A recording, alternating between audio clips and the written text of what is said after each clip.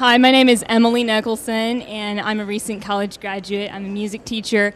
Shiva, just a few minutes ago, shared with you the basic differences between an unborn child and a child that's been born, and those are size, level of development, environment, and degree of dependency.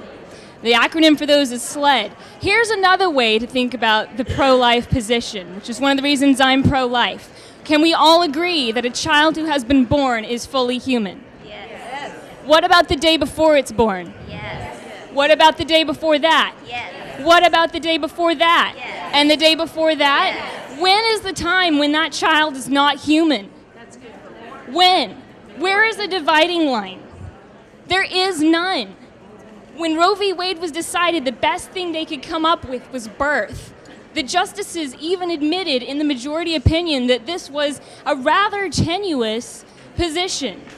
The lawyer arguing for the pro-choice side admitted that they couldn't think of anything better, but also admitted that she was very uncomfortable with the idea of allowing late-term abortions in which, theoretically, a child could be aborted the day before it was born.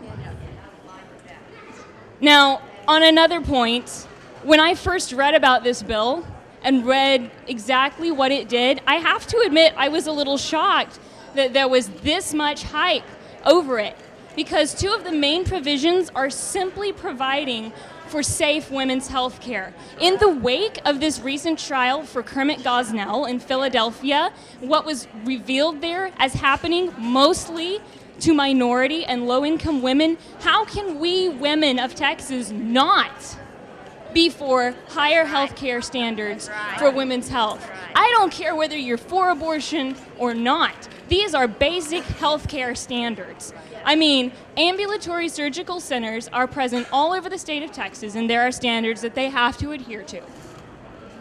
My question is, if so many abortion clinics are going to be put out of business from being required to adhere to these standards, what kind of standards have they been adhering to before? Exactly.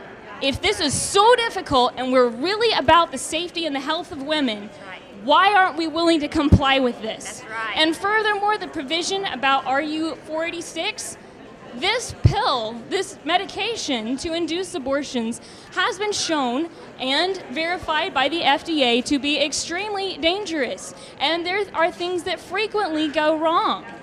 What is the problem with requiring it to be administered in the presence of a physician?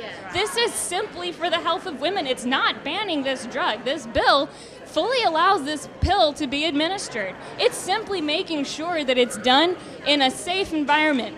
A slogan for the pro-choice movement for years has been to make abortions safe, legal, and rare. This bill isn't addressing the legality of abortion. This bill is simply making sure that abortions are safe.